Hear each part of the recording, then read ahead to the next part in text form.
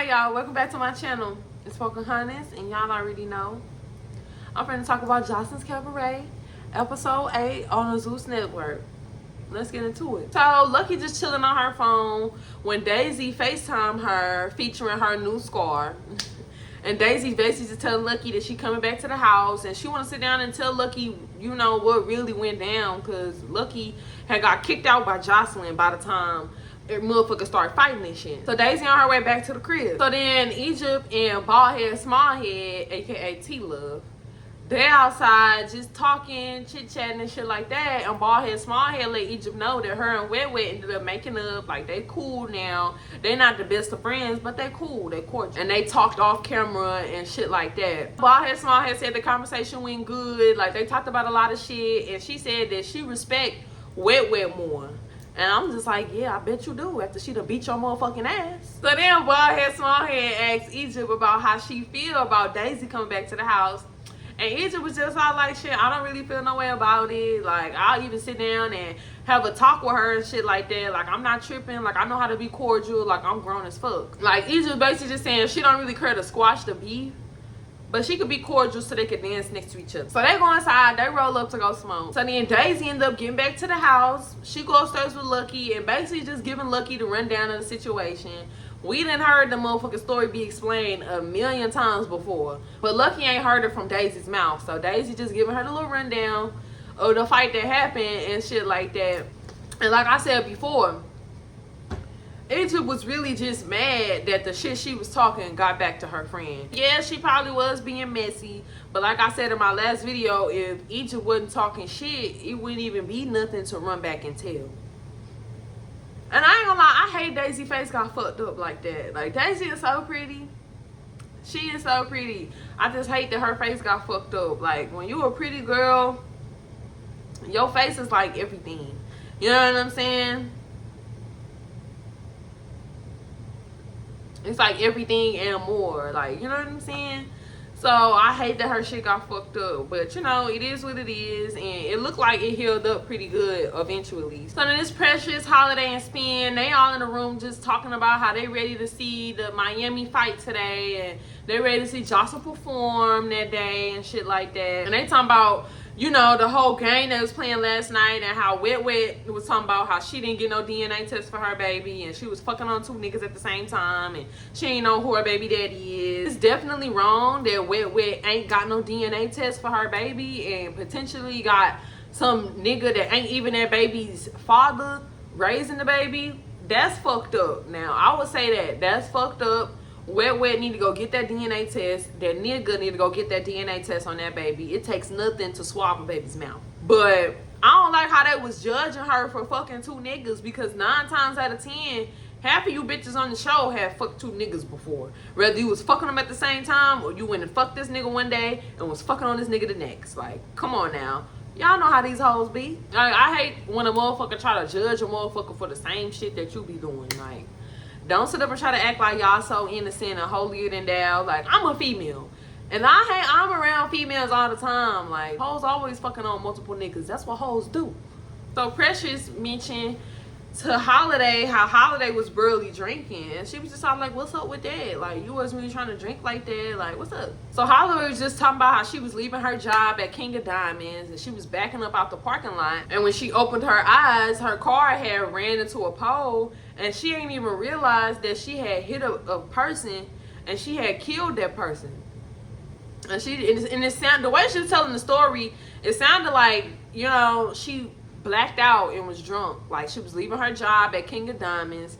Y'all know when you stripping, you at work drinking, you know what I'm saying? Sometimes you get too drunk, shit like that.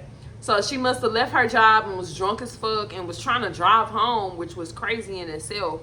But yeah, she was drunk trying to drive home, and it seemed like she blacked out, hit a pole and a person. And so she started getting real emotional and started crying and shit like that. And she even said that she turned herself in to the police. And the victim family basically just said that they the reason that she didn't do no jail time. Like, they stepped in and was just like, no, jail time ain't what she need. She really need help. Like, this girl need help. Whoever that victim's family is, that is a commendable family. Because let that have been my people's. I want you locked up and done the worst way for killing my peoples. But you can just tell that the victim's family had time to think. Like, they took their time to think. And they wasn't acting off anger. They wasn't acting off impulse. You know what I'm saying? Because I would have reacted off anger. As most people would. You know what I'm saying? But you could tell they took some time to reflect on the whole situation. Like, for them to come to that conclusion, they really had took some time to think about that shit. They gave her mercy. And you can tell that Holiday was remorseful for what she did. And I believe she didn't do it on purpose. Hopefully she learned her lesson and she's not drinking and driving and shit like that no more, because you can really take an innocent person's life like that, as she's seen. But Holiday's basically just saying, she said all that to say, like, that's why I wasn't drinking like that for real. That's why I really don't drink like that no more. That was pretty fucked up. Like, me personally, I don't even know how I could live for myself if I done killed the motherfucker. You know what I'm saying? I really don't know how, especially if it was an accident. Like, now if I kill somebody on purpose, that's on purpose. But killing somebody on accident and then you was drunk driving, like, I just don't know how I would live with myself behind doing some shit like that. They go and show us what the girls doing in Miami. Yummy, Danny, Miss Natural, and Andrea.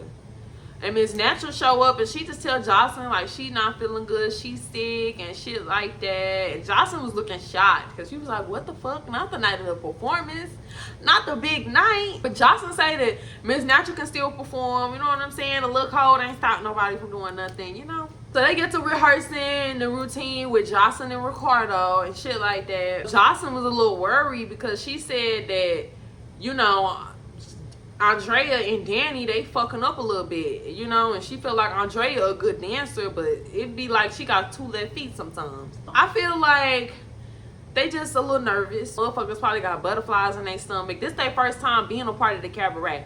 So I just feel like they was both just nervous. So they wrap up rehearsals and they on their way to perform at the Mayweather fight. And they ended up making it to the arena. So then they show us what's going on back at the house. And the girls decided to have a little sexy lingerie slumber party type shit while they watch the fight and the performance. And so Daisy and Lucky, they walk in. And Daisy say that she still got her shades on because bitches is nosy. And they just want to see what happened. And it's just like, girl, them shades ain't covering up shit. You may as well take them motherfuckers off.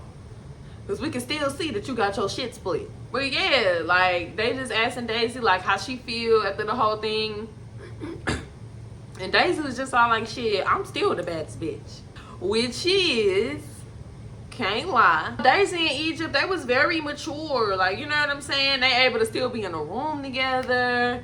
Egypt, you know, walking past Daisy, standing next to Daisy, getting her little drinks, making her little food. And I don't know how I could just stand next to a bitch that just bust my motherfucking head open.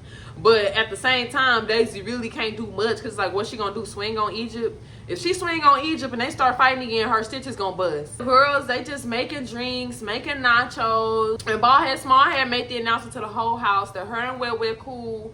They made up. She got a wig coming in for Wet Wet that Egypt gonna install. And I'm just all like, that's what's up. Because you sure had a lot to say about Wet Wet look.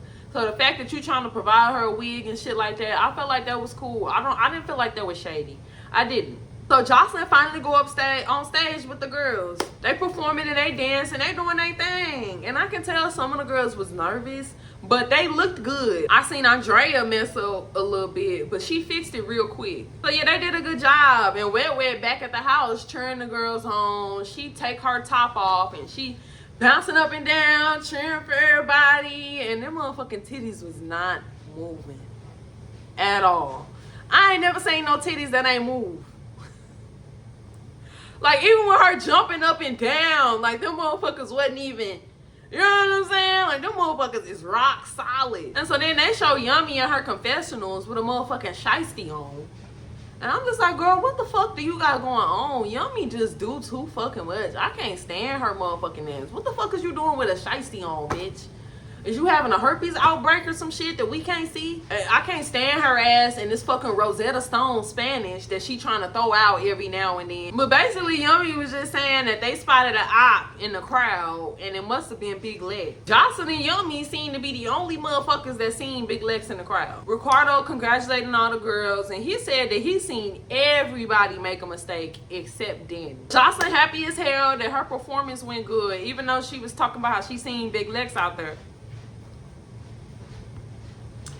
Even though she was talking about how she seen Big Lex out there, she was still happy that her performance went good. So she reviewing the footage with Yummy. She happy as hell. This is the happiest I have seen Joseline on her show in a while.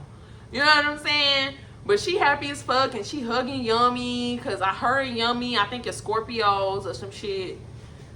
Or they some type of zodiac sign. I don't know. But yeah, she just hugging Yummy and shit like that. And she saying that she need Yummy energy when she performing and shit like that. And she tell Yummy that she gonna make her cabaret captain. And I'm just like, oh my God. You know this is gonna start drama. You gonna pick Yummy? Y'all know Miss Natural gonna feel some type of way about that. So Mayweather and Gotti, they had a little fight. After they fight in, all types of fights just start breaking out. All kind of random ass fights start breaking out, including Joseline versus Big Lex. So they show us a little bit of Joseline and Big Lex fighting. You can see Melissa jumped in the fight, and it damn near looked like motherfuckers was holding Big Lex down when Joseline was beating her ass and shit like that. And that ain't fair. But Big Lex wouldn't have had a first shot anyway because Melissa was jumping in. But yeah, they tore Big Lex ass up. Big Lex looked a mess, her wig gone, titties out.